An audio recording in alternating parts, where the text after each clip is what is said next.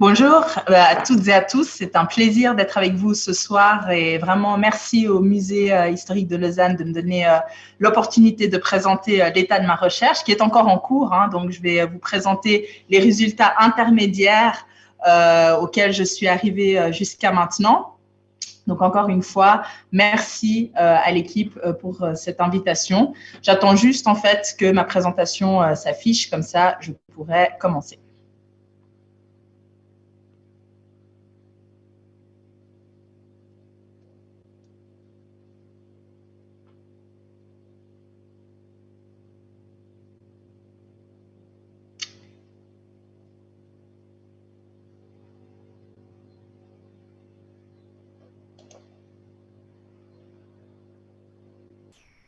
Donc, la présentation de ce soir, alors elle s'intitule Féminisme noir. Donc, l'idée, c'est quand même que vous ayez une idée, si ce n'est pas déjà le cas, de qu'est-ce que le féminisme noir, en particulier dans un contexte européen. Je dirais même qu'il y en aurait plusieurs, étant donné les différents contextes, les différents parcours, les différentes trajectoires.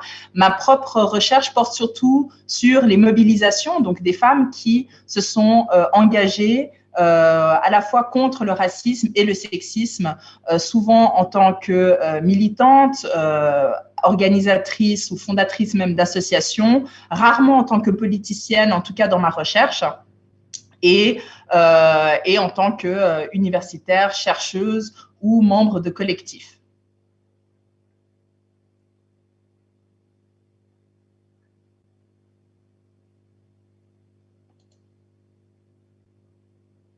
Je m'habitue aussi en même temps à la souris et à sa vitesse. Voilà. Ah non. Alors, peut-être que je suis trop impatiente et puis que quand, en fait… Attendez. Tac, non.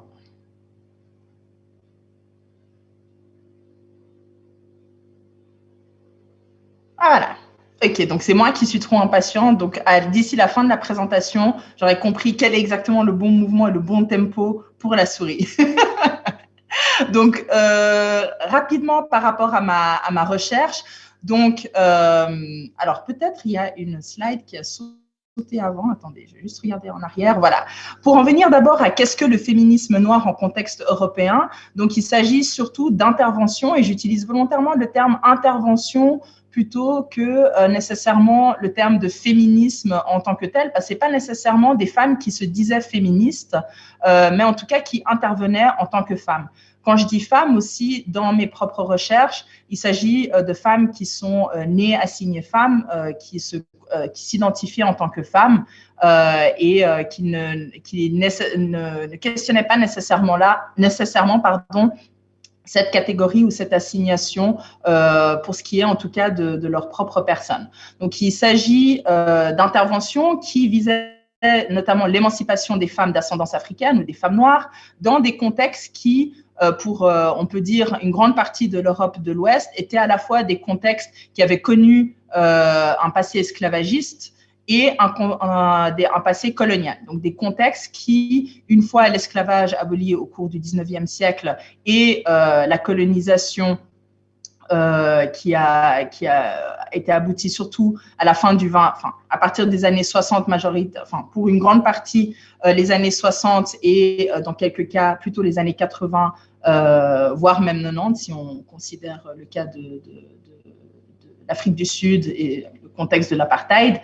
On est vraiment dans des sociétés qui, à la fois, ont un héritage et se reconfigurent au fur et à mesure des mobilités de personnes qui viennent de ces espaces-là. Et comme je l'ai dit, des femmes qui ne se disaient pas toujours féministes, d'où aussi l'appellation plutôt mobilisation. Et si ça vous intéresse, enfin, si j'aurais pas répondu à la question d'ici la fin, pourquoi elles se disaient pas féministes, n'hésitez pas à le demander. Donc, quand on parle de féminisme noir, c'est pas nécessairement pour qualifier. Alors, bien sûr que ça désigne qui étaient les femmes derrière ce féminisme, mais ce qu'il a de particulier, c'est en effet de prendre en compte les stéréotypes, donc de partir du fait que, enfin, du constat, du vécu que ces femmes ont eu, qu'elles étaient victimes ou en tout cas sujettes à des stéréotypes qui continuaient de circuler suite aux esclavagismes et au colonialisme, mais des stéréotypes justement qui émergeaient de ces histoires-là. Donc, parmi ces stéréotypes, j'en citerai quelques-uns, il y a la condition de la femme noire qui pourrait être sujette à n'importe quel métier, des métiers très physiques, parce que on part du constat que son corps résisterait beaucoup plus que le corps de femme blanche, par exemple. Il y a la question d'un corps qui est à disposition de tous les désirs sexuels, un corps exotique, ou au contraire un corps trop volumineux par rapport à certains standards, une couleur de peau qui peut à la fois attirer, à la fois répulser, des femmes noires qui seraient trop bruyantes, trop colériques, qui prendraient trop de place, ou au contraire, qui seraient complètement soumises et à la merci de leurs hommes. Donc voilà, je vous cite quelques-uns des stéréotypes qui étaient rattachés et qui demeurent rattachés à des femmes d'ascendance africaine. Quand je dis femmes d'ascendance africaine, on parle bien sûr des femmes qui sont à la fois issues des espaces de la diaspora noire, donc les Amériques, que l'Afrique subsaharienne. Et donc, le féminisme noir, qu'est-ce qu'il a fait? Et puis, encore une fois, ce n'est pas nécessairement des femmes qui utilisaient ce terme-là en tant que tel. Féminisme noir, c'est un terme qui apparaît surtout dans l'espace européen à partir de la fin des années 80, début des années 90. C'était vraiment de voir quel était l'impact, de comprendre, de théoriser, alors plutôt que de théoriser, en tout cas de mettre en mots. Souvent, c'était des femmes qui prenaient la parole à travers des journaux, de l'impact de ces stéréotypes sur leurs conditions de vie, que ce soit le travail, que ce soit les représentations dans la société, que ce soit dans leurs relations amoureuses. Donc vraiment, autant dans la sphère qu'on pourrait qualifier de publique que dans la sphère de l'intime. Et c'est le terme avec lequel souvent on peut confondre ou souvent et on questionne, mais quelle est la différence entre le féminisme noir et l'intersectionnalité? Le féminisme noir, c'est vraiment un féminisme qui prend comme sujet les femmes d'ascendance africaine qu'on lit, qu'on voit comme noires, tandis que l'intersectionnalité, c'est aussi des femmes noires ont contribué à sa théorisation, à son usage, à sa circulation, mais plus largement, l'intersectionnalité concerne une manière d'approcher en fait ces différentes oppressions, comment est-ce qu'elles interagissent entre elles, donc comment est-ce que le fait de vivre à la fois du racisme, de vivre à la fois du sexisme, de vivre de l'exploitation au travail, quelles sont les conditions de vie que cela crée. Donc ça devient un outil plutôt d'analyse qui permet d'analyser justement les différentes discriminations selon les femmes. Et ce qui est quand même important de dire dans un contexte européen, et ça pour le coup qui concerne même la Suisse, c'est la difficulté qu'il y avait et qui demeure d'ailleurs pour ces femmes de parler de notions de race. Et d'ailleurs, je le mets entre parenthèses pour encore une fois dire qu'il ne s'agit pas de reproduire l'idée qu'il existerait des races humaines, mais c'est en tout cas de considérer que l'héritage de cette pensée demeure, le fait qu'il y aurait des différences de manière d'être, de culturel, de comportement. Des fois même, ça continue dans la biologie, de dire, voilà, il y a des différences entre les personnes qui restent ancrées dans les sociétés. Et si on parle de racisme, il faut en effet aborder ces questions-là sous les prismes à la fois de l'histoire, mais des phénomènes de racialisation. Mais justement, c'est quelque chose qui, dans un contexte européen, est difficile à accepter. Pourquoi? Parce que, en tout cas, au XXe siècle et en particulier après les décolonisations, et en particulier aussi après la Deuxième Guerre mondiale et ses conséquences sur la population juive, ont fait que justement ce terme a été lourdement disqualifié, alors pour des raisons qui peuvent être justifiées en effet du fait de son usage abusif, mais qui en fait en disparaissant a aussi en quelque sorte enlevé la légitimité pour des personnes issues des anciens empires coloniaux, notamment des personnes afrodescendantes, de pouvoir dire qu'en effet il existait du racisme anti-noir en Europe. Donc pour beaucoup de ces femmes, la justification de dire déjà que le racisme existait en Europe était un des combats majeurs.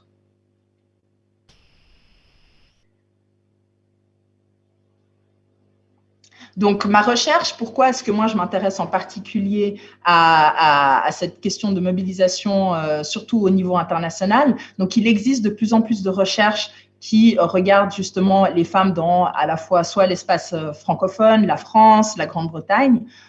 Mais ce qui, moi, m'intéressait, et ça, c'est vraiment parce que je suis tombée sur des archives qui le permettaient, c'était de voir sur le plan européen, sur un plan transnational, comment est-ce que ces femmes non seulement se mobilisaient, mais aussi interagissaient entre elles, éventuellement se connaissaient. Donc, pas nécessairement partir du principe que des femmes de France étaient seulement mobilisées en France et cloisonnées à la France, mais de voir comment est-ce qu'en fait elles interagissaient, soit en voyageant dans d'autres pays européens, en plus des États-Unis, de l'Afrique, des Caraïbes, mais en plus créaient ensemble, constituaient des réseaux ensemble. Et pour moi, c'était vraiment cette dimension européenne qui m'intéressait, étant moi-même, au moment du début de ma recherche, impliquée dans des réseaux européens de femmes et de féministes noires, où on voyait qu'entre nous, on circulait. C'était intéressant pour moi de constater que c'était déjà le cas à l'époque et que les circulations n'étaient pas seulement entre États-Unis et Europe, mais aussi au sein même de l'Europe. Je me concentre essentiellement sur des femmes d'ascendance africaine, qu'elles soient caribéennes ou d'Afrique subsaharienne, mais aussi, parce que c'est un cas qui est intéressant à constater pour l'époque considérée, surtout dans le contexte britannique, des femmes qui s'identifiaient comme noires, mais qui étaient d'ascendance du subcontinent indien. Donc, Black, dans le contexte britannique, pouvait aussi impliquer et continue d'ailleurs des fois d'intégrer en fait des personnes qui sont d'ascendance indienne ou pakistanaise. Et ça, c'est quelque chose justement que je questionne en tant qu'historienne. Comment est-ce que ces différentes identités ont évolué dans le temps? Comment est-ce que le fait d'être en interaction entre justement ces différents espaces, comment est-ce que les idées aussi les ont influencés? Qu'est-ce que ça a comme impact sur leur manière de s'identifier, de s'appeler? Comment est-ce que du coup, elles considéraient et comprenaient qu'est-ce que le racisme et qu'est-ce que le sexisme et qu'est-ce qui les poussait finalement à regarder au-delà des frontières qui les concernaient. Ah, je crois que je suis de nouveau allée trop vite. Non, je crois que c'est bon. Alors, parmi le type de mobilisation que j'ai pu observer, il y a, je vais juste contrôler que je n'ai pas sauté une slide, mais en principe, c'est bon. Ah oui, non, voilà, j'ai sauté une slide, donc je suis allée trop vite. Avant, donc, comme je l'ai dit, moi, je m'intéresse surtout à des femmes qui sont nées après les années, alors soit pendant, soit après les années 50, mais notons quand même des femmes qui étaient mobilisées bien avant, et là, j'en cite vraiment quelques-unes, c'est celles pour lesquelles il y a à l'heure actuelle le plus de recherches existantes. Donc, vous avez peut-être entendu parler de Paulette Nardal, qui était une Martiniquaise, qui tenait un salon, alors qui faisait beaucoup de choses. Elle était journaliste, elle était femme de lettres, elle a obtenu la première thèse en littérature anglaise de la Sorbonne, donc vraiment une figure importante en termes de représentativité. Et c'est une personne qui a notamment contribué au mouvement de la négritude. Ensuite, dans le contexte britannique, Una Marson, qui elle aussi était journaliste, poétesse, dramaturge originaire de la Jamaïque et qui a passé à peu près une dizaine d'années à Londres et qui était impliquée dans les différents mouvements antiracistes, mais qui s'est aussi mobilisée à Genève dans le cadre… Alors, elle ne s'est pas mobilisée à Genève, mais elle s'est rendue à Genève, mobilisée aux côtés de l'empereur Haile Selassie, à l'époque, c'était l'empereur de l'Éthiopie, qui justement demandait à la Société des Nations, donc l'ancêtre en quelque sorte de l'ONU, d'intervenir parce qu'il y avait une invasion italienne. Donc, Una Marson était sa secrétaire personnelle et d'ailleurs, pour les personnes qui sont au courant du projet Sans elle à Genève, c'est la raison pour laquelle elle fait partie justement des personnes retenues parce que c'est une des femmes noires pour lesquelles on a des traces de sa présence et de son implication. Et enfin, Claudia Jones, qui était d'origine de Trinidad et qui, à l'adolescence, a été aux États-Unis. Elle a été victime de la chasse au communisme sous le macartisme. Et donc, c'est dans les années 50 qu'elle se réfugie, qu'elle s'exilie en fait à Londres et participe de manière notoire aux mobilisations antiracistes qui ont eu lieu suite aux émeutes de Notting Hill, suite à la mort de Kelko Cochrane. Donc, c'est un homme noir qui s'est fait assassiner et qui est à l'initiative également du carnaval de Notting Hill, qui, pour peut-être des personnes ont pu dansoler et s'ambiancer au moment où il n'y avait pas encore le Covid, cette époque qu'on se rappelle de loin. Donc, ah ouais, je vais toujours en arrière. Parce qu'il faut savoir qu'il y a quelque chose de pas très instinctif, c'est que pour aller de l'avant, il faut que j'appuie en arrière. Voilà. Mais comme j'ai dit, à la fin de la présentation, j'aurais capté comment ça fonctionne. Donc, parmi les femmes, le type de mobilisation qu'on peut observer, l'idée, en fait, de cette présentation, c'est vraiment de vous donner comme ça un peu des axes de mobilisation où on peut voir, ou en tout cas considérer que voilà, des femmes noires se sont mobilisées. Et il y a en l'occurrence, vu que je commence au début des années 70, alors plutôt fin des années 60, mais vraiment le cœur, c'est début des années 70, il y a des femmes noires qui se sont mobilisées dans le cadre du fameux mai 68, ou en tout cas dans sa prolongation. Et ce qui est intéressant de voir, à la fois dans le cas notamment de la France et de la Grande-Bretagne, c'est que pourquoi est-ce que ces femmes, enfin déjà, quelles étaient ces femmes qui se mobilisaient de manière publique et ouverte, et à quel moment est-ce qu'elles se constituent en association et sous quelles revendications. Et ce qui est intéressant de voir, c'est aussi les influences. Donc, dans le cas, par exemple, de la Grande-Bretagne, le mouvement Black Power, qui était un mouvement radical à la fois alors radical afro-américain qui était à la fois, qui avait une connotation marxiste d'autodéfense dans le cas des États-Unis armés, mais aussi qui proposait des programmes sociaux, notamment des petits déjeuners gratuits. Alors c'est aussi toute cette iconographie, le point levé. D'ailleurs, il y a un joli point là à côté de moi. Voilà, les points noirs levés, les cheveux afro, c'était ça un peu le Black Power, si je résume. Il y avait un équivalent inspiré du Black Power états-unien qui s'est déroulé en Grande-Bretagne et qui a donné lieu à toute une génération de femmes. Alors, quand je dis toute une génération de femmes, les archives montrent quelques centaines de femmes mobilisées. On peut imaginer que ce n'est pas si important que ça, quelques centaines de femmes, mais voilà, c'est quand même plus que ce qu'on a tendance à imaginer qu'il n'y en avait aucune, et surtout, c'est l'impact qu'elles ont eu.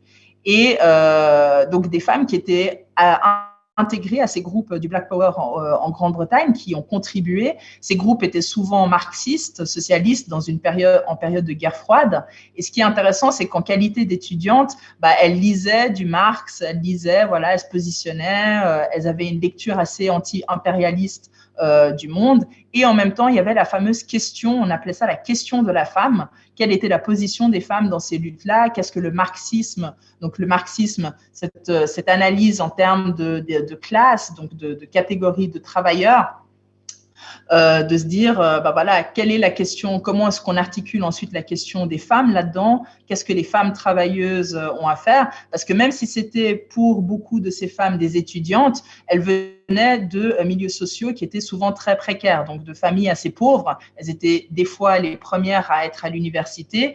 Donc voilà, même si elles étaient universitaires, elles acquéraient ce qu'on appelle un capital culturel, social, mais elles demeuraient des fois aussi dans une précarité, même elles-mêmes en étant étudiantes, assez importante. Et à côté de ces mouvements, il y avait tous les mouvements de décolonisation en Afrique, desquels elles se sont vraiment inspirées. Et ce qui est intéressant, c'est que pour les fondatrices des principaux groupes de femmes noires dans les années 70, ces femmes, elles étaient, on pourrait imaginer que peut-être que c'était parce qu'il y avait le mouvement féministe, enfin le mouvement des femmes britanniques et le mouvement antiraciste noir, que du coup, il y a eu le féminisme noir. Et ce qui est assez intéressant de voir, c'est que pour les principales fondatrices des groupes qui ont émergé et qui ont été les plus connus à la fin des années 70, en fait, c'est des femmes qui étaient inspirées de femmes africaines qui se mobilisaient soit en Afrique, et puis du coup, il y avait toutes ces images qui circulaient, ou alors c'était des femmes qui étaient exilées, qui donnaient des conférences, qui étaient des fois aussi des étudiantes qui étaient à l'université. Et donc, c'est ces femmes-là qui ont contribué à leur réflexion. Donc, un féminisme noir qui finalement se constitue beaucoup dans les milieux panafricains, plutôt que, comme on pourrait l'imaginer, une réaction en participant au mouvement des femmes blanches. Alors, il y en a eu, je ne dis pas que c'est pour tout le monde, mais ce qui est intéressant de voir, c'est qu'on a vraiment des femmes qui étaient plutôt dans des mouvements mixtes et qui ensuite, par influence et par recommandation même, des fois des féministes africaines, s'organisaient en autonomie d'abord au sein de ces groupes et ensuite en sortaient. Ce qui est aussi intéressant de voir, c'est que dans la manière de dire le de faire l'histoire de ce mouvement Black Power en Grande-Bretagne, c'est que c'est comme si le mouvement Black Power s'arrêtait quand les hommes avaient décidé que les groupes se démantelaient. Alors qu'en fait, il y a vraiment une continuité. Quand on regarde dans les années 70, c'est plus ou moins les mêmes femmes qui faisaient partie des mêmes groupes. Donc, c'est comme si les femmes avaient en quelque sorte continué la lutte, continué les revendications. Parmi ces revendications, il y avait notamment, des questions de faire des écoles en parallèle, donc les supplementary schools, des écoles en parallèle qui correspondent un peu à des écoles du samedi qui enseignaient l'histoire noire, la culture noire, parce qu'il y avait un problème d'éducation trop occidentalisée, en tout cas un constat de ça. Il y avait bien sûr toute la question de la violence policière où elle se mobilisait en tant que femme, en tant que compagne, en tant que mère, des hommes qui se faisaient soit arrêter, rechercher et des fois violentés par la police. Il y avait toute la question, bien sûr, de la précarité économique en tant que des fois immigrés ou des fois nés en Grande-Bretagne. Et ce qui est aussi intéressant, c'est que ça a créé vraiment, étant donné qu'elles étaient aussi étudiantes et confrontées à ça, ça a vraiment créé des débats où elles se posaient la question, mais finalement, qu'est-ce qui est le plus important? Est-ce que c'est la question de l'oppression économique et puis en fait, ensuite, le fait d'être femme et noire, ça s'ajoute? Et puis du coup, en mettant fin à l'oppression économique, toutes les oppressions disparaissent? Ou au contraire, est-ce que le fait d'être femme et noire et en plus travailleuse, ça crée juste une condition qui se cumule, qui est imbriquée, on ne peut pas distinguer l'un de l'autre. Donc pour dire que ça, c'était des choses qui étaient débattues, ça n'allait pas de soi qu'il y ait une forme de hiérarchie ou de pas de hiérarchie. C'était vraiment des choses qui étaient discutées. Et sur la question, par exemple, des sexualités, où il y avait des femmes lesbiennes noires qui étaient aussi impliquées, pour certaines femmes, c'était une question à reléguer sur le plan de la vie personnelle. Donc aussi, quelles étaient les limites en termes d'inclusivité dans ce mouvement-là pour la Grande-Bretagne.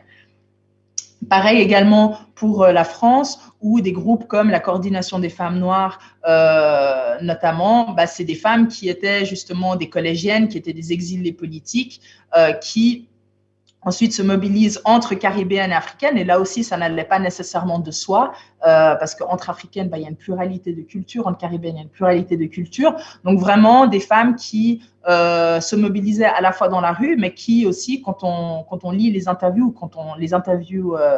pour celles qui ont pu donner des interviews, elles se retrouvaient chez elles, elles partageaient des repas en commun, elles partageaient des savoirs, elles partageaient des cultures, elles partageaient une sociabilité, elles étaient amies, elles étaient potes, et ça créait du lien qui ensuite faisait qu'elles se mobilisaient, etc. Donc aussi voir quelles étaient leurs formes de mobilisation. Et qu'est-ce que ça a créé en termes d'identité? Bien sûr que tout ce brassage, ça a aussi questionné comment est-ce qu'elles allaient s'appeler. Le fait qu'aujourd'hui, on parle de féminisme noir ou qu'on les qualifie de femmes noires, c'est quelque chose qui a évolué dans le temps. Elles se disaient peut-être caribéennes, peut-être elles se disaient jamaïcaines, peut-être qu'elles se disaient black, peut-être des fois même immigrées. Donc, c'est vraiment des termes qu'on voit évoluer dans le temps et c'est pas non plus un acquis. Disons que le terme noir a été pour certaines une identité qui, au fur et à mesure des interactions, s'est formée. Et je suis de nouveau partie dans le mauvais sens. Et là, je suis allée trop vite. Voilà. Donc, je vous ai juste mis une image de la brochure justement de la coordination des femmes noires. Et je retourne juste en arrière pour montrer un type justement, donc un des groupes de Grande-Bretagne. Ça, c'est une couverture de journal où on voit bien cette dimension radicale, tiers-mondiste, où à la fois, il y a cette idée que des femmes, donc Harriet Tubman, c'était une femme esclavisée qui a contribué à la libération de centaines de personnes esclavisées aux États-Unis. C'était de dire aux hommes noirs, regardez-vous, certains de vous qui dites que la libération noire, c'est qu'une histoire d'hommes, en tout cas qui vous mettez au devant de la libération. N'oubliez pas ces femmes noires qui se sont battues à vos côtés et qui ont même été armées. La notion de femme armée, mais qui en même temps porte des enfants, c'est une iconographie qui circulait beaucoup à cette époque. La question aussi qui était très importante dans la manière de justifier en fait pourquoi c'était légitime de se mobiliser contre la discrimination, contre le racisme en Europe, c'était de dire, mais en fait, la raison pour laquelle ces populations noires sont en Europe, sont en Grande-Bretagne, sont en France, c'est parce qu'il y a un passé esclavagiste, il y a un passé colonial qui fait que ces territoires sont en fait imbriqués. Il y a des mouvements de population qui se sont faits, et d'ailleurs pas seulement au moment des indépendances et de l'immigration, mais déjà bien avant, et qu'il y a un droit en quelque sorte d'être là. Et puis c'est ce fameux dire en anglais We are here because you were there. Nous sommes ici parce que vous y étiez aussi, qui était dit dans les années 70 par un intellectuel et antiraciste indien, Sivanandan. Donc, pour vous donner une idée un peu de ce type de mobilisation-là, donc des mobilisations plutôt radicales, plutôt de type collectif. Je crois que je suis toujours allée dans le mauvais sens. Tac, hop, hop. Sinon, bien sûr qu'un autre type de manière d'intervenir, c'était des femmes qui, et d'ailleurs, c'est pas toujours, vous verrez que pour certaines, elles ont fait les deux, elles ont produit de la littérature où elles ont parlé de leur vie, elles ont parlé de leurs expériences, elles ont témoigné, et pour justement à chaque fois dire mais qu'est-ce qu'il y avait de si particulier dans leur vie en tant que noires, alors soit en France, en Europe, aux Pays-Bas, en Allemagne, et je vais vous montrer quelques exemples, où ce qui est intéressant, c'est que souvent, justement, leur manière de se penser, alors non seulement il y a l'expérience, mais c'est pas parce qu'on a une certaine expérience et qu'on a un certain vécu que nécessairement on va se dire féministe ou noire, etc. Donc, ce qui est intéressant, c'est de voir comment est-ce qu'au fur et à mesure où elles ont discuté entre elles, notamment à travers des groupes de conscientisation, à travers leur lecture, à travers leur voyage, comment est-ce qu'au fur et à mesure, elles développent en fait une pensée qu'on peut aujourd'hui appeler féministe noire, et qui d'ailleurs, même à l'époque, il y a certains textes, notamment de la Grande-Bretagne, où c'est clairement, à partir des années 80-90, dit Black Feminism, pour dire que c'était… voilà. Et la raison pour laquelle j'insiste sur ces éléments-là, c'est qu'il y a une tendance aujourd'hui à penser que le corpus du féminisme noir serait un héritage afro-américain qui serait simplement traduit en Europe, notamment des Bell Hooks, des Angela Davis, etc. Pour avoir lu et pour avoir interviewé un certain nombre de ces femmes, alors c'est bien sûr que ces écrits ont eu une certaine influence, mais des fois, souvent, en fait, c'était leurs expériences caribéennes, leurs interactions avec des féministes africaines qui ont fait qu'elles-mêmes se posaient des questions sur leur propre vie. Donc, c'est plutôt au moment où elles-mêmes se posaient des questions, où elles interagissaient entre elles-mêmes, où elles écrivaient déjà dans des journaux, en même temps, il y a ces productions américaines qui arrivent. Donc, ce qui est aussi intéressant de voir que c'est pas toujours dans un sens, mais qu'il y a déjà en fait des choses qui se passent dans l'espace européen, et que, voilà, au bout d'un moment, on sait que les États-Unis sont devenus en fait un espace, une forme d'hégémonie culturelle, et que quand il y a des choses qui se créent aux États-Unis, ça circule plus largement, plus rapidement, aussi parce que, il faut le dire, certains États d'Europe étaient plus prompts à lire de la littérature nord-américaine que de lire de la littérature qui venait de leurs propres espaces. Donc, on va voir si… Non, toujours pas. Je ne vais jamais avoir ce réflexe.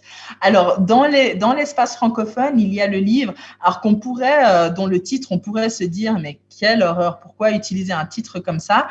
C'est l'héritage de la négritude. Donc, en effet, aujourd'hui, publier un livre avec un titre comme ça, je pense que ça ferait la une des médias, des scandales, et qu'on entendrait à juste titre des critiques, mais c'est un terme qui, et c'est pour dire, c'est un terme qui, Awa Thiam a cofondé la coordination des femmes noires dont je parlais avant. Elle était d'origine sénégalaise.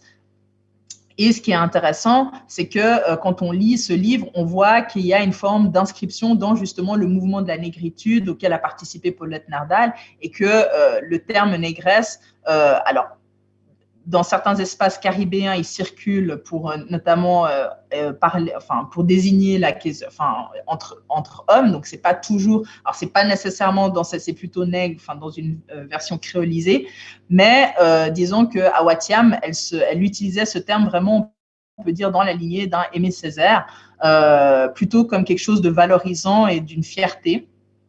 En tout cas, c'est ma lecture, mais ça sera intéressant si d'autres personnes l'ont lu, si elles ont un autre avis là-dessus.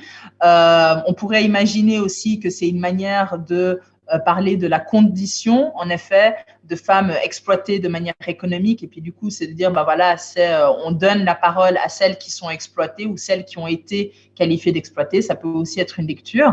Ce qui est intéressant à voir dans ce livre, c'est qu'elle parle majoritairement de femmes qui ont un parcours migratoire, et beaucoup de la question de la polygamie, de l'excision, du mariage forcé. Et c'est d'ailleurs une thématique qui tenait à cœur à Watiam, et elle s'est ensuite détachée de la coordination des femmes noires pour créer le CAMS, le comité d'action contre les mutilations sexuelles, qui ensuite, donc elle est repartie au Sénégal et elle a continué des activités vraiment sur ces questions-là. Donc une question où la question du racisme ou de l'immigration était reléguée à un autre plan et où c'était vraiment important surtout de parler de la question des violences sexuelles faites aux femmes, surtout d'Afrique subsaharienne.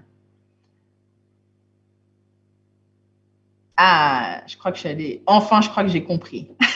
Dans le cas de la Grande-Bretagne, 7 ans après, donc en 1985, on a ce livre qui est aussi un recueil de témoignages écrit par des femmes majoritairement caribéennes qui reviennent justement, alors non seulement il y a une synthèse historique de pourquoi il y a une présence afro-caribéenne en Grande-Bretagne à ce moment-là, mais ce qui est aussi intéressant de voir, c'est que les principales, les écrivaines, les éditrices de ce livre et qui ont aussi écrit des chapitres de ce livre, parce qu'en fait, c'est des témoignages qu'elles citent, mais c'est elles qui ont produit le texte.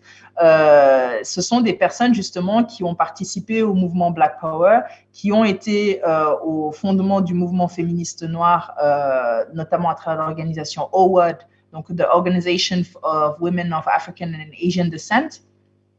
Et que ce livre, en fait, est comme un peu un historique où elles-mêmes, elles ont écrit leur propre histoire de pourquoi elles étaient là, quelles étaient leurs revendications, pour justifier aussi leurs revendications. Donc, elles-mêmes parlent de Harriet Tubman, de Claudia Jones, comme une reconnaissance des femmes qui les ont précédées dans les années 80. Et dans les années 80, quels sont les débats? Donc, c'est un livre, si jamais, qui a été réédité, que je vous invite à lire pour les personnes intéressées.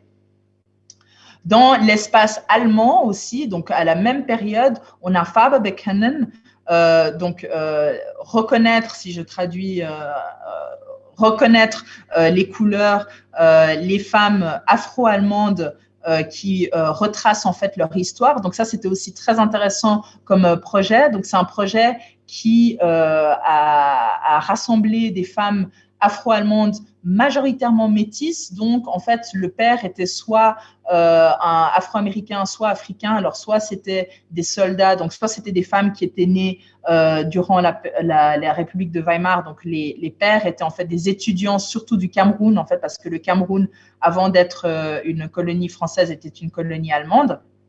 Et du coup, c'était des femmes dont le père avait été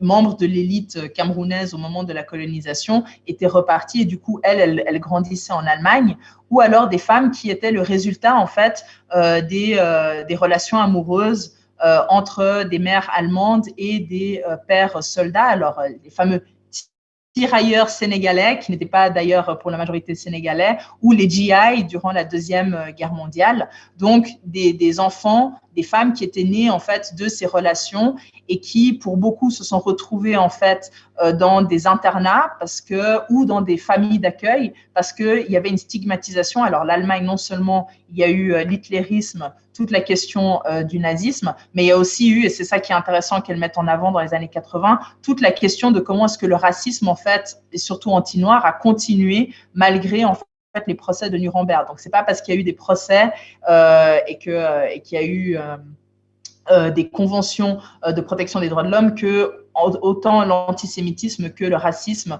ont disparu de la société allemande. Et ce qu'elles mettent même en avant, c'est qu'en fait, l'antisémitisme était bien que encore en cours de justification, qu'on soit clair, par rapport à l'antisémitisme, le racisme anti-noir était encore plus relégué au dernier plan. Et puis, elles étaient sans arrêt renvoyées, justement, bien qu'elles soient toutes métisses, aux origines africaines, etc., vraiment comme une impossibilité d'être à la fois noire et allemande. Donc, ce qui est intéressant, c'est que c'est notamment sous des influences d'écrivaines lesbiennes et antiracistes, notamment Audre Lorde, que ces femmes se sont constituées en mouvement, ont écrit un livre qui est considéré comme le livre qui a lancé le mouvement afro-allemand. Donc, dans le cas allemand, c'est le mouvement afro-allemand de la fin des années 80. On considère que dans le cas de l'Allemagne, c'est vraiment des femmes qui ont été les initiatrices de ce mouvement auquel ensuite des hommes ont adhéré. Alors, de manière plus récente, vous avez peut-être vu le livre du collectif Moissy Afrofemme, qui est aussi intéressant parce qu'il fait le lien justement entre la coordination des femmes, enfin, disons, l'héritage du féminisme noir français, en tout cas, qui ne se disait peut-être pas comme ça, mais en tout cas des mobilisations de femmes noires dans l'espace français et quelles étaient leurs positions. Donc ça, c'est pour l'actualité. Et dans l'espace suisse, ce qui est aussi important de noter, c'est que dans les années 90, il y a eu la constitution d'un point de rencontre entre femmes noires. Donc, certaines étaient des Caraïbes, certaines étaient d'Afrique.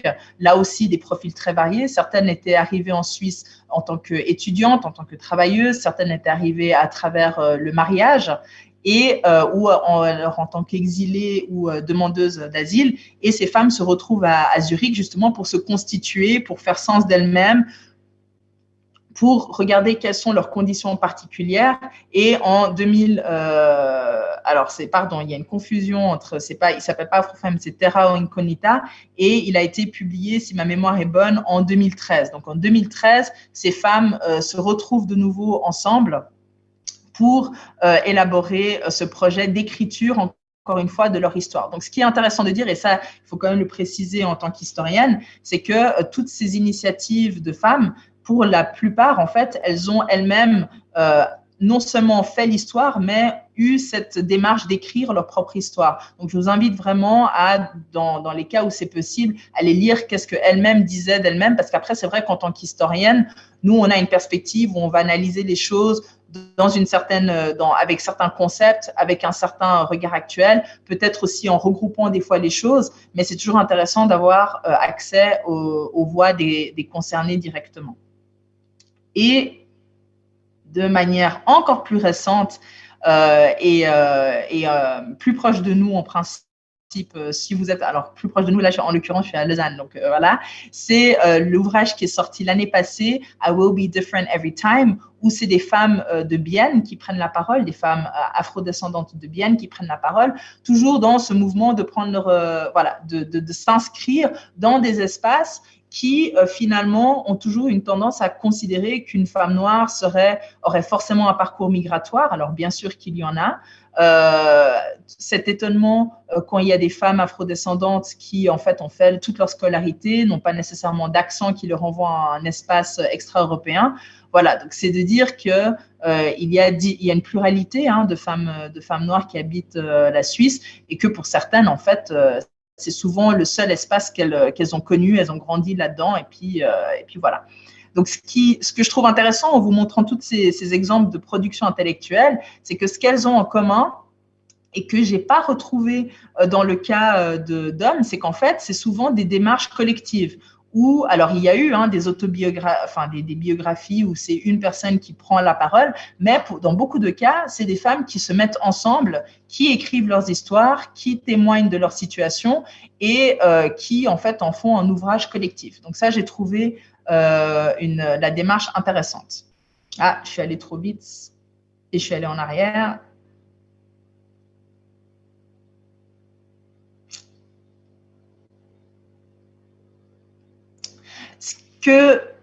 Et là, je suis allée aussi trop vite.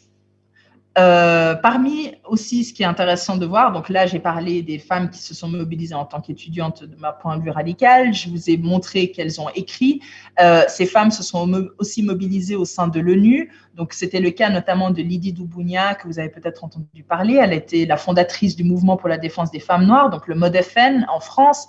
Et c'est une femme qui, parmi d'autres, ont utilisé des plateformes telles que la décennie onusienne de l'ONU pour mettre en avant des revendications. Alors, Lydie Doubounia était à la fois concernée sur les questions de racisme et d'immigration en France, mais aussi beaucoup sur la question de l'excision, du mariage forcé, de la polygamie. Donc, c'est vraiment elle a utilisé, elle fait partie des personnes qui ont utilisé, qui ont dû sortir ou qui ont eu l'opportunité de sortir de leur contexte national pour pouvoir utiliser d'autres types de leviers pour faire entendre leur voix, faire entendre leurs revendications, dans l'espoir éventuellement aussi que les États où qu'elles habitaient allaient entendre.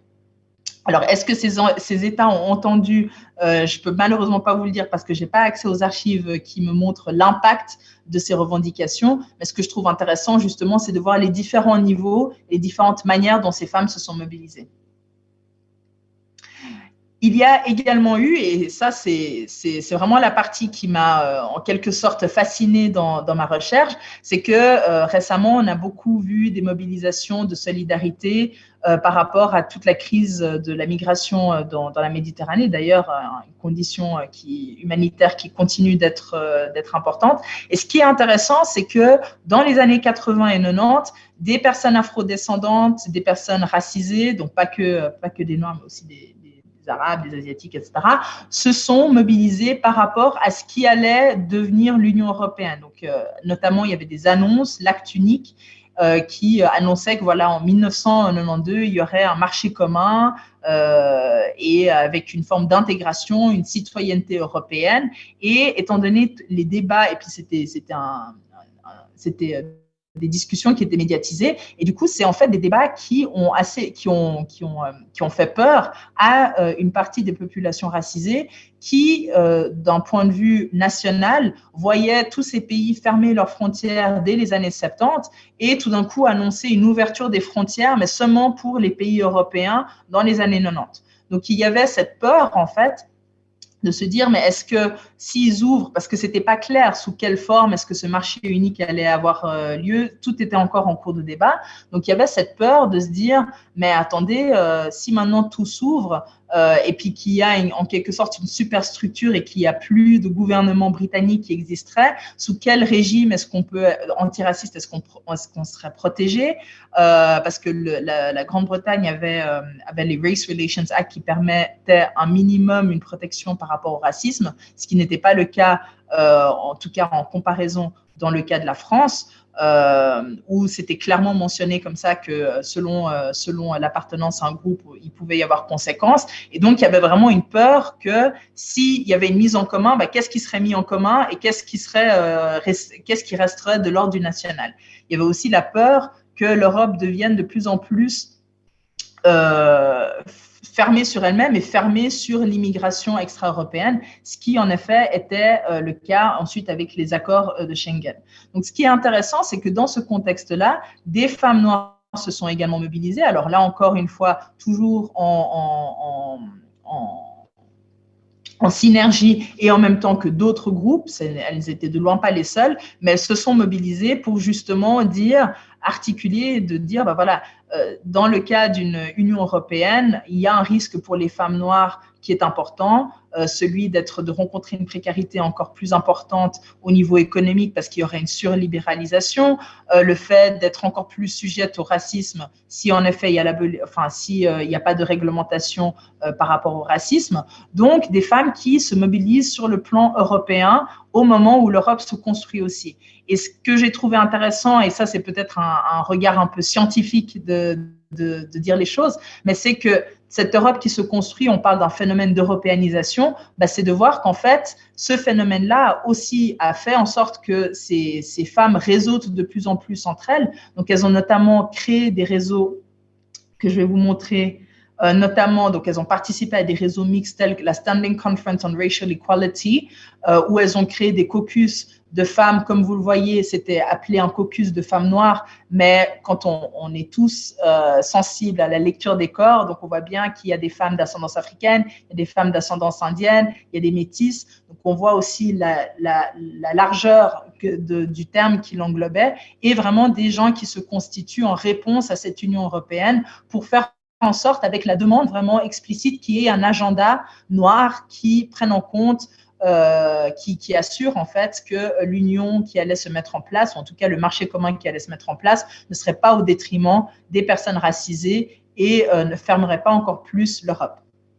Et dans ce mouvement-là, il y a également eu la création d'un groupe autonome, Black Women in Europe Network, qui a été présidé par Martha Osamor, qui était une syndicaliste engagée nigériane de Grande-Bretagne et qui a été aussi une figure proéminente du mouvement des femmes noires dans les années 70. Et au sein de ce groupe, il y a eu la participation de Zeda Meyerhofer-Mangeli, qui était une femme noire de Suisse, qui d'ailleurs est une des contributrices du livre que je vous ai montré et qui était la co-initiatrice du point de rencontre de Zurich. Donc pour dire que même les femmes qui étaient basées en Suisse, elles étaient en réseau avec les femmes qui étaient en Allemagne, elles étaient en réseau avec des femmes aux Pays-Bas, en Angleterre, et que finalement tout ce beau monde s'est en principe rencontré.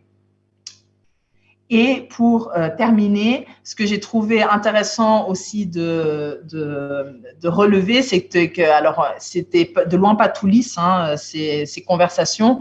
Il y a eu énormément de débats. Comme je vous ai dit, le terme noir n'était pas accepté de tous. Il y avait la question de la langue. Dès le moment qu'on s'organise sur le plan européen, quelle langue est-ce qu'on va parler? L'anglais, le français, l'allemand. Donc, il y avait aussi la question de la traduction.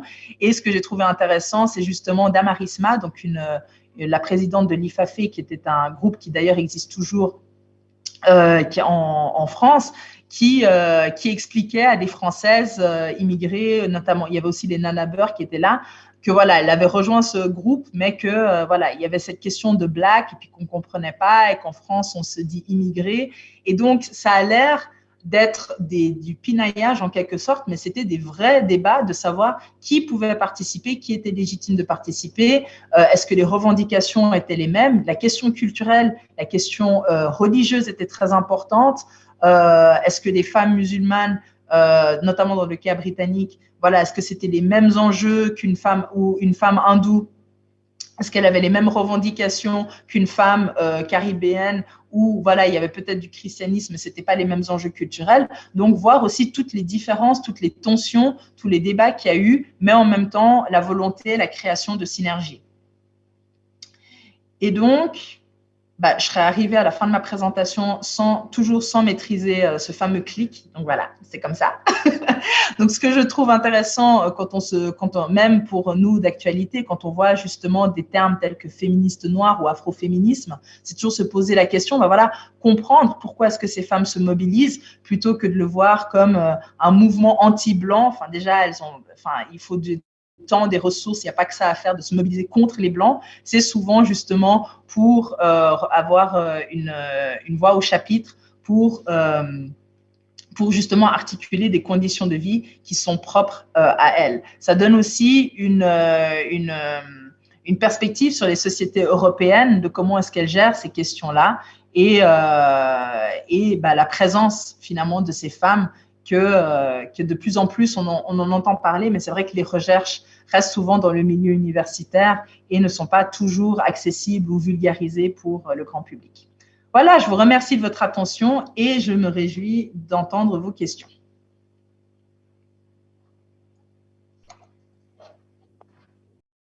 Merci beaucoup pour cette conférence brillante, très documentée et qui nous apporte vraiment un tableau très touffu de ce réseau qu'on découvre vraiment vivace à travers toute l'Europe.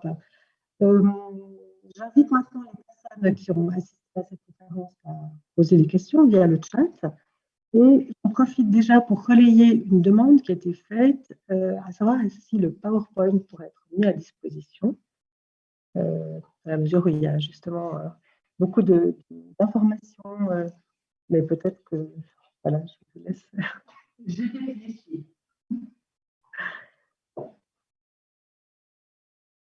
J'y réfléchirai, mais en principe, je ne partage pas mon PowerPoint. Par contre, si vous m'écrivez par email, je partage volontiers les références. Voilà, bien, en attendant, peut-être que des questions tombent, je vais me lancer, poser une première question. Donc, vous avez parlé de plusieurs pays d'Europe, bien sûr, mais vous avez quand même beaucoup parlé de Grande-Bretagne. Est-ce qu'on peut considérer que c'est une sorte de pôle, voire une locomotive dans le développement d'un réseau, son organisation, son intensité? Alors, c'est une question importante et je pense qu'il y a deux aspects. Il y a d'une part le fait de reposer sur des archives, donc quelles sont les traces qui sont laissées. Il y a en tout cas des centres d'archives que j'ai pu visiter, plus de traces qui existent en Grande-Bretagne que dans les autres espaces. Aussi, la Grande-Bretagne, elle a eu une politique où il y a eu des mouvements noirs qui ont créé en fait des centres d'archives ou des collections noires. Donc, c'est aussi plus facile de pouvoir se repérer. Donc, je pense qu'il y a d'une part, en tant qu'historienne, la dimension archivistique, donc vraiment aussi un biais par rapport à le propre avancement de ma recherche. Mais quand il s'agit, par exemple, de l'européanisation, c'est vrai que les groupes que je vois et le type de débat qu'il y a dans ces réseaux, mais aussi quand ils sont dans des plateformes internationales, il y a une tendance à une surreprésentation, encore je mets des guillemets, des anglophones.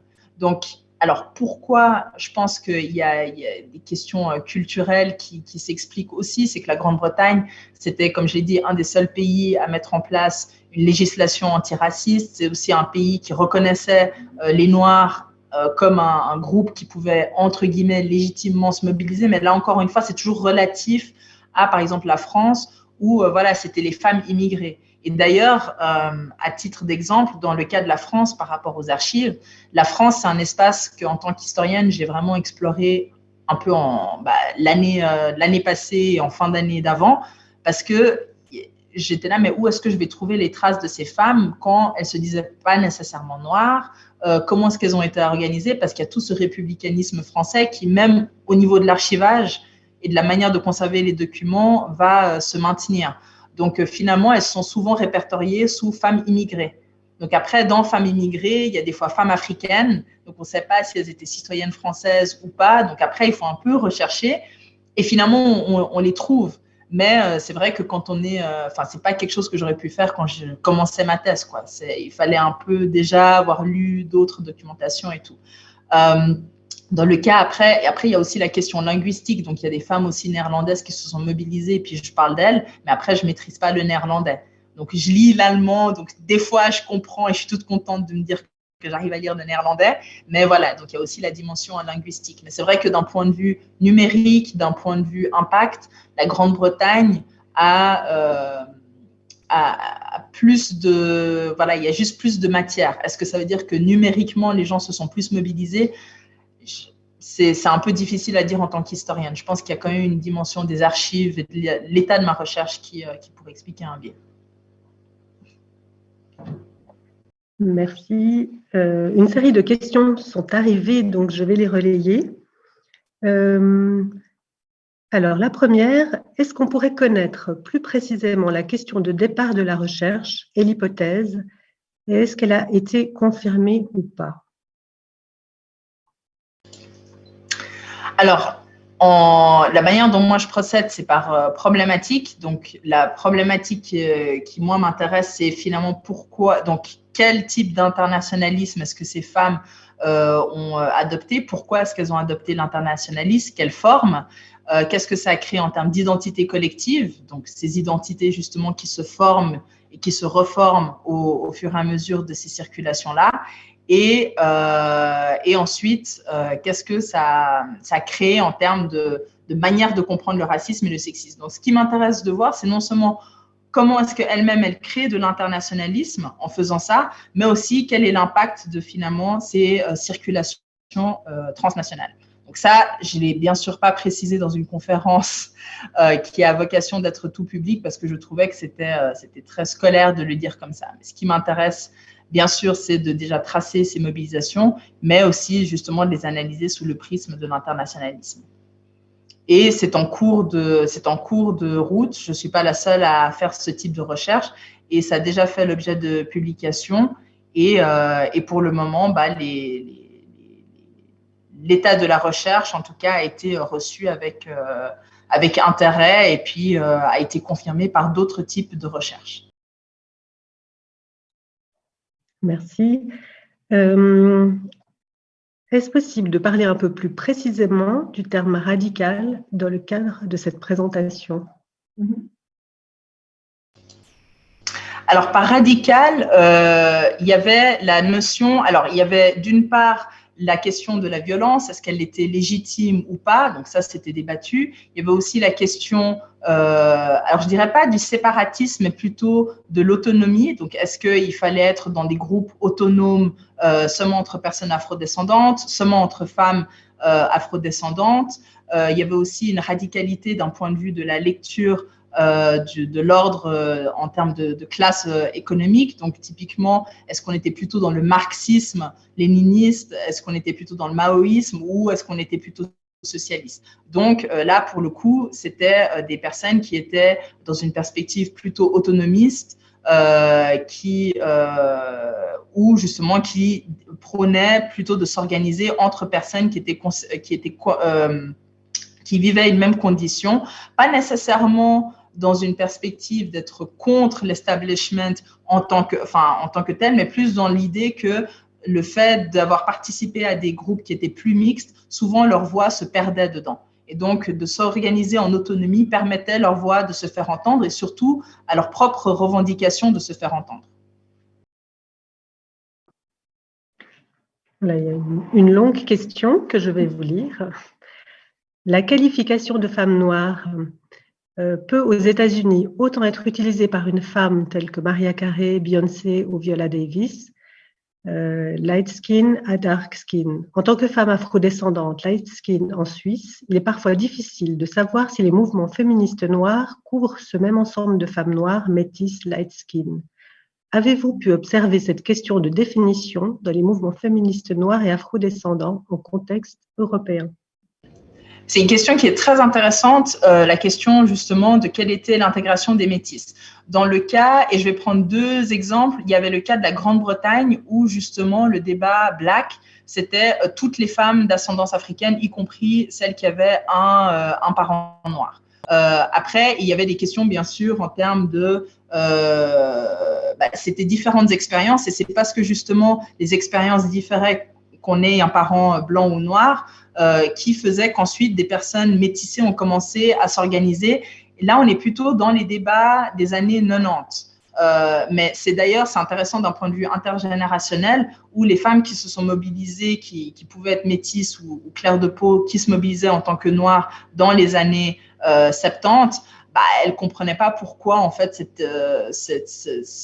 elles voyaient plutôt ça comme une forme de division de la lutte qu'une question légitime en fait en elle-même. Et ce qui est intéressant dans le cas de la Grande-Bretagne, c'est que c'était pas nécessairement, je simplifie un peu, mais c'était pas nécessairement une critique qui émanait de femmes dont la couleur de peau était foncée, mais c'était plutôt des métisses qui s'organisaient entre elles. Donc il y avait un peu comme un truc de s'organiser entre métisses pour parler de la condition métisse qui pouvait des fois être vue comme ah voilà, c'est clair de peau qui s'organisent entre elles. Donc, c'était un peu quelque chose d'ambigu d'un point de vue intergénérationnel. Dans le cas de l'Allemagne, elles ont utilisé… Alors, ce qui est intéressant, c'est que en allemand, il y a eu la circulation de Afrodeutsch et ensuite de Schwarzdeutsch. Et là aussi, il n'y avait pas nécessairement de distinction du fait d'avoir un parent blanc ou les deux qui étaient noirs. C'était plutôt justement de se dire, mais finalement, peu importe, parce que dans la société, qu'on soit ou pas qu'on ait un parent ou pas noir ou blanc, c'est le racisme anti-noir est vécu. Alors, peut-être pas exactement de la même manière, mais en tout cas est vécu. Je ne pourrais pas nécessairement vous dire s'il y a eu à cette époque-là, alors, de toute façon, au sein des Caraïbes, il y a aussi la question du colorisme qui se jouait, mais j'ai pas dans mes archives, et je dis bien, j'ai pas dans mes archives, je dis pas que ça n'a pas été discuté, mais dans mes archives, j'ai pas nécessairement de traces de discussion de est-ce qu'il y a eu justement des questions de différentes esthétiques, donc la question du colorisme, donc la différence qu'on soit clair ou foncé de peau en tant que femme, la texture du cheveu, sûrement qu'il y en a eu. Mais ce n'est pas un débat très récurrent que j'ai vu dans les archives que j'ai consultées.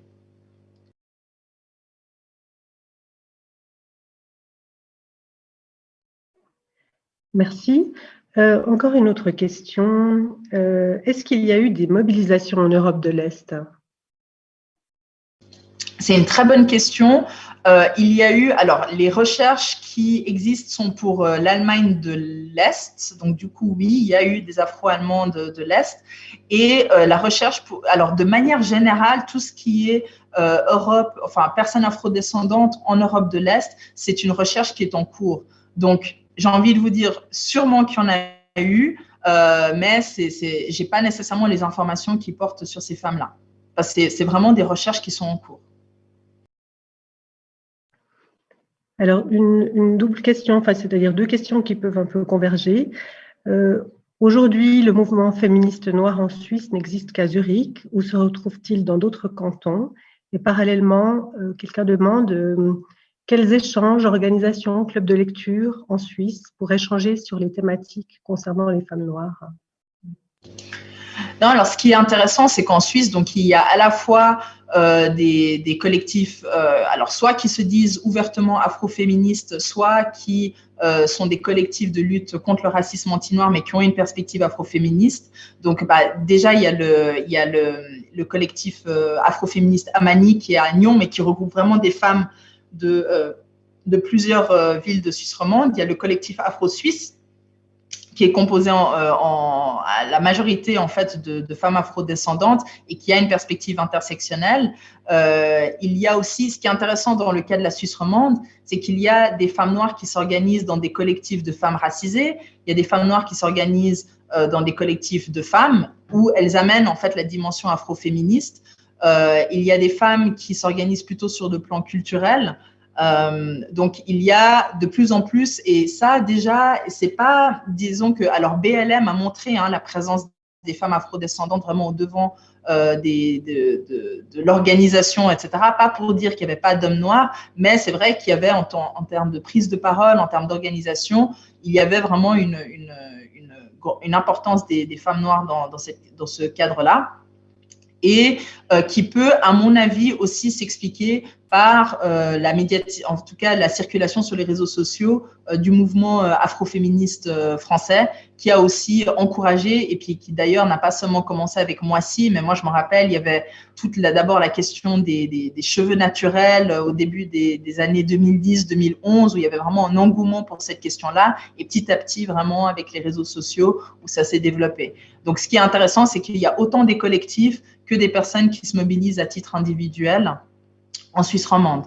Par rapport à, du coup, je vous invite à découvrir ces initiatives-là, donc le collectif Amani, le collectif Afro-Suisse, qui d'ailleurs lance un fanzine. Il y a des femmes afrodescendantes qui se mobilisent à titre individuel aussi sur des projets entrepreneuriaux. Il y a des portraits dans le journal Le Temps, justement, qui les ont mis en avant. Et il y a toutes les personnes, je pense aussi à l'association des étudiants africains de l'université afrodescendants, pardon, de l'université de Lausanne, où il y a des femmes afrodescendantes qui se mobilisent. Je vous ai montré justement le livre à Bienne. Donc vraiment, il y a la possibilité dans toutes ces démarches de discuter de ces thématiques. Et c'est aussi des thématiques qui émergent dans le cadre de semaines spéciales, donc notamment semaine de l'égalité ou semaine contre le racisme.